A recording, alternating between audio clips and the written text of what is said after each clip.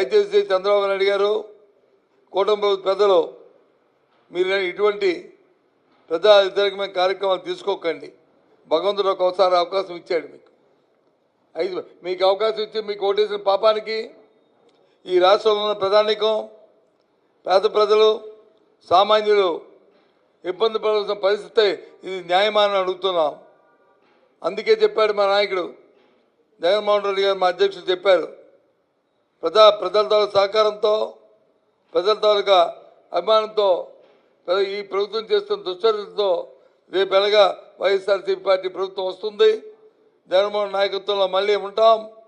ఈ కళాశాలలు కానీ ఏమైనా సరే ప్రైవేట్ వ్యక్తులు కానీ ఎవరైనా సరే దీన్ని చేయడానికి ప్రభుత్వంతో కుమ్మక్కే చేస్తే మళ్ళీ తిరిగి అది రద్దు చేసి మళ్ళీ అన్నింటినీ కూడా ప్రభుత్వ కళాశాలగా ఉంచుతామనే విషయాన్ని కూడా ఇప్పటికే ప్రకటించడం జరిగింది. ఇది మళ్ళీ చెప్తున్నాం. అవసరమైతే ప్రత్యేకమైన చట్టాలు చేస్తాం, అవసరమైన కార్యక్రమాలు చేస్తాం. అంతేగాని ఈ ప్రజా వైద్యం ఏదైతే ఉందో ఈ మెడికల్ కళాశాల ప్రైవేట్ పరం జరగనీయకుండా ప్రజల తాలూకు మద్దతుతో, ప్రజల తాలూకు ఆలోచనతో ఎవరైతే కోటి సంతకాలు పెట్టినా ఈ వ్యక్తులు ఉన్నారో వాళ్ళ తాలూకు ఆలోచనతో ఈ కార్యక్రమాన్ని ముందుకు తీసుకెళ్తామనే విషయాన్ని ఈ సందర్భంగా మనం చేస్తున్నాం. అందుకే రేపు 18వ తారీఖు నాడు మన గవర్నర్ గారు వారు ఇచ్చిన సమయాన్ని సాయంత్రం 4 గంటలకి వారు సమయం ఇచ్చారు. ఆ 4 గంటల సమయంలో మా అధ్యక్షుడు జగన్మోహన్ రెడ్డి గారితో కలిసి రాష్ట్రంలో పెద్దలందరం కూడా వెళ్ళి వారికి వాస్తవ విషయాలు చెప్పి ఈ జరుగుతున్న పరిణామాలను దృష్టికి తీసుకొచ్చి ఇదిగో మీ ప్రభుత్వంలో జరుగుతున్న ఈ అకృత్యం ఇది, మీ ఆధ్వర్యంలో ఉన్న ప్రభుత్వం తాలూకా చేస్తున్న దుర్మార్గమైన కార్యక్రమాలు ఇవి, మీ ఆధ్వర్యంలో ఈ కార్యక్రమాలు జరుగుతున్నప్పుడు న్యాయ కోవిదిగా ఉన్న ఇంతకుముందు ఉన్న మీరు, మీ వాళ్ళ రాష్ట్ర గవర్నర్గా రాజ్యాంగ పదం చేస్తున్న తమరు మరి తప్పకుండా దీని మీద తగు చర్య తీసుకోవాలి.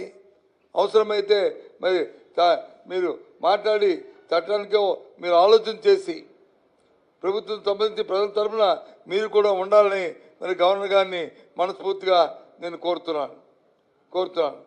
ఎందుకంటే నేను ఇటువంటి కార్యక్రమాలు ఎక్కడ కూడా మనం చూడలే, రాష్ట్రంలో చూడలేదు, దేశంలో చూడలేదు, ప్రపంచంలో చూడలేదు. ఎక్కడ కూడా విద్యా వైద్యం ఈ రెండు ఎప్పుడూ కూడా ప్రభుత్వం తాలూకా కనుసన్నల్లోనే కార్యక్రమాలు జరుగుతుంటాయి. అవి ఉంటూ ఇంకా ప్రైవేటు ఉంటే ఉండొచ్చు, కానీ ప్రభుత్వానికి కళాశాలలు ప్రైవేట్ కళాశాలలుగా మార్చడం ఎక్కడ కూడా మనం ఇలాంటి విద్యాలు చూడలే. ఇది రాజ్యాంగ హక్కు, సామాన్య ప్రజానికానికి పేద ప్రజలకి రాజ్యాంగం కల్పించిన హక్కు ఇది విద్యా వైద్యం ఈ రెండు. అటువంటి దాన్ని ఇలా తుట్టుపడమైనది ఎంతవరకు సమంజసమో ఆలోచించమని కోరుతున్నాను. అందుకే మీ ద్వారా ఈ రాష్ట్ర ప్రజానీకానికి ఈరోజు జరిగిన ఈ కార్యక్రమం 175 నియోజకవర్గాల్లో జరిగిన ఈ కార్యక్రమాన్ని ఎంత పెద్ద ఎత్తున ఇవాళ మా పార్టీ శ్రేణులతో పాటు సామాన్య ప్రజానికి అందరూ పాల్గొన్న ఈ విషయాన్ని, తద్వారా రేపు జిల్లాలో జరిగే కార్యక్రమాన్ని, తద్వారా రేపు రాష్ట్రంలో జరిగే ఈ కార్యక్రమాన్ని ఈ ప్రభుత్వానికి ఈ దుర్మార్గమైన ఆలోచన ప్రభుత్వంతో ఆలోచన మార్చడానికి ఇవి తీసుకున్న దానికి ప్రజలు ఇంకా మీరు మద్దతు ఇవ్వాలి. ఈ ప్రభుత్వాన్ని పాలతోల వరకు కూడా మీ అందరూ తాలూకు సహకారం కావాలని మీ ద్వారా రాష్ట్ర ప్రధానికాన్ని కోరుతున్నాం.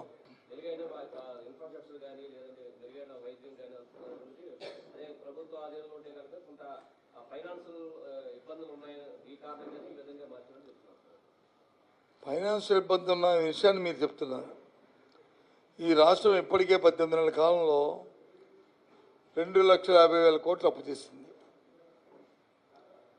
దీని తాలూకు ఇన్వెస్ట్మెంట్ ఏదైతే ఈ 17 మెడికల్ కాలేజీకి పెట్టవలసిన ఆర్థికంగా ఆ రోజు డిపిఆర్లు మేము శాంక్షన్ చేసింది ఒక్కొక్క కళాశాలకి 500 కోట్లు, సుమారు 8,500 కోట్లు. దానికి సంబంధించి అప్పటికే 1800 కోట్ల వరకు దానికి వచ్చి మేము ఖర్చు చేస్తాం. ఇంకా మిగతా డబ్బుకి వచ్చి దాని ఫైనాన్స్ ఇన్స్టిట్యూషన్స్తో, నాబార్డుతోని, మిగతా సంస్థలతోని దాన్ని ట్యాప్ చేస్తాం ఏ విధమైన ఇబ్బంది లేకుండా.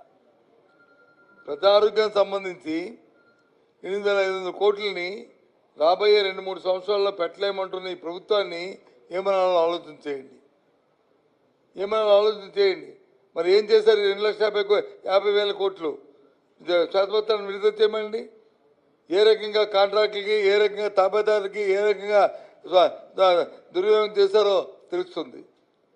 అందుకే చెప్తున్నాను ఇది అంతేకాదు, ఇవాళ విద్య తీసుకుంటే స్కూల్స్లో నాడు నేలప్పుడు స్కూళ్ళు పెట్టాం. మన పేరెంట్స్ మీట్ పెట్టారు.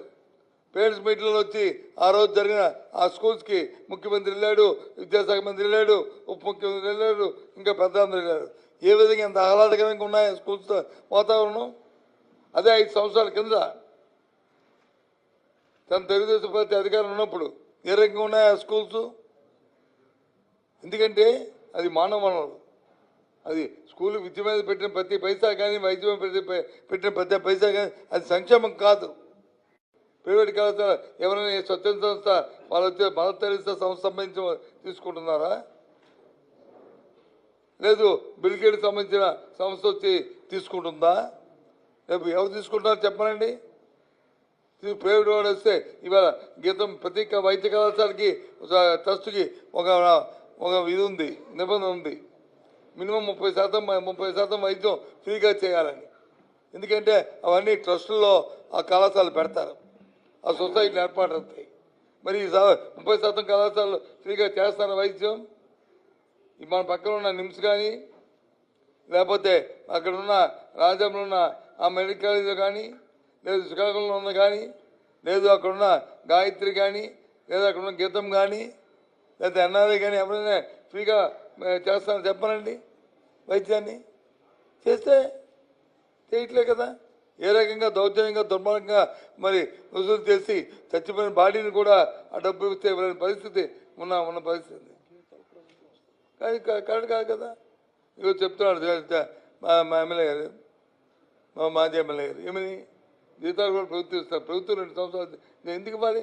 నువ్వే జీతాలు ఇచ్చుకొని 2-3 సంవత్సరాలు నువ్వే దానికే సెల్ఫ్ సస్టెన్స్ కోసం, సెల్ఫ్ ఫైనాన్స్ కోసం ఏబీసీ గ్రూపులు పెట్టి దాన్ని పెట్టాం కదా సీట్లకి.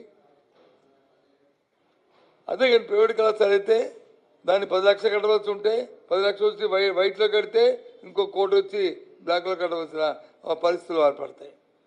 ఇది వాస్తవం. ఇది ఎందుకంటే ప్రభుత్వం రెగ్యులేటరీ లేదు, ఏం చేస్తుందో తెలియట్లేదు, ఏమవుతుందో తెలియట్లేదు. అది కారణం.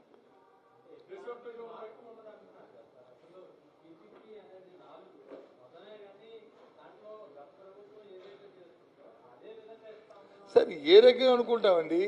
ఎందుకు ప్రైవేట్ వాళ్ళని ఇన్వాల్వ్ చేయాలి అంటే ప్రభుత్వంలో స్తోమత ఉన్న వాళ్ళు, ప్రభుత్వంలో ఇది టెక్నికల్గా ఉన్నవాళ్ళు, నాయకులు ఉన్నవాళ్ళు ప్రభుత్వంలో అధికారులు లేరా? ప్రభుత్వానికి వచ్చి ఆ సేవ లేదా అంటే ప్రభుత్వంలో ఉన్న అధికారులు అందరూ కూడా ఎందుకు పనికిరాని వారా?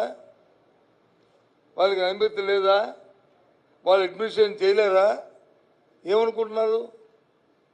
ప్రైవేట్కి ఎందుకు పెట్టాలి? ప్రైవేట్ కళాశాల పెట్టుకోమనండి, వారు తెచ్చుకోమనండి, వారికి కావాల్సిన ఇంటెన్సివ్ ఇచ్చుకోండి.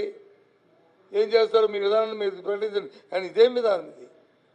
ప్రభుత్వ కళాశాలని ప్రకటించిన దాన్ని ప్రైవేట్ కళాశాల పూర్వం రోజుల్లో ఒక గ్రామంలో స్కూల్ పెడితే, ఒక గ్రామంలో ఒక పిహెచ్సి సెంటర్ పెడితే ఎంతో ఆనందించి ఏ విధంగా ఉండేవాళ్ళో మనం ఒకసారి ఆలోచన చేసుకోవాలి.